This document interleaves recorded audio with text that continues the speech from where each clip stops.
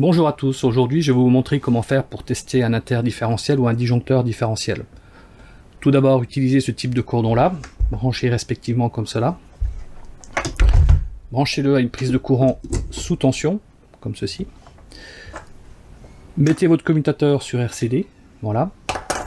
F1 doit être sur automatique, voilà. Sinon, si vous appuyez, vous aurez donc la possibilité de faire les tests manuellement. Voilà, donc ce qui nous intéresse tout de suite, c'est automatique. Contrôlez bien que LPE et LN, il y a le petit point noir ici, de telle manière à ce que le neutre soit bien à gauche.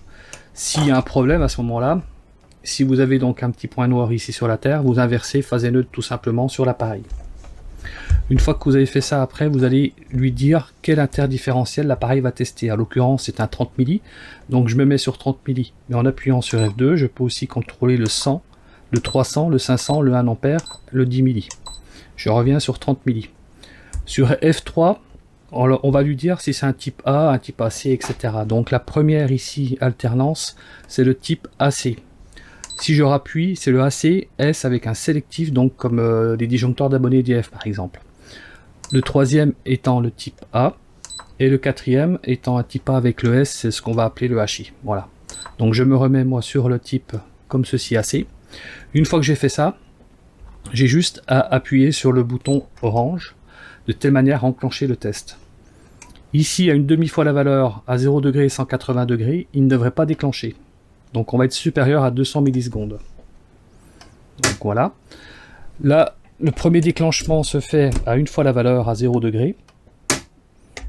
Ensuite à 180 degrés. 5 fois la valeur. Et une dernière fois à 180 degrés en 5 fois, comme ceci.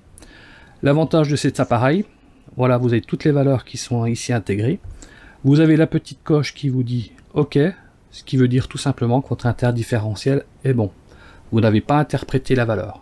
Toutefois, je vous mettrai dans la description de la vidéo toutes les valeurs LFC 1500, donc pour le temps, mais aussi ce qu'on va appeler l'autorampe. Alors pour l'autorampe, on reste comme ceci. On renclenche le différentiel. Voilà. Et on va appuyer sur F1 de telle manière à trouver l'autorampe qui est le petit triangle comme ceci. On ne touche à rien ici, ça sert à rien. Et on va appuyer à nouveau donc sur le bouton orange. L'appareil va donc injecter un courant de défaut en milliampères et à 27 milliampères, voilà, on sait que ce disjoncteur là, ce type AC, va déclencher à 27 milliampères.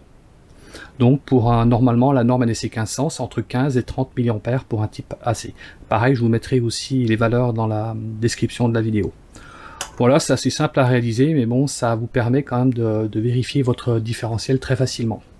Voilà, à très bientôt pour une prochaine vidéo et n'hésitez pas à vous abonner sur la chaîne.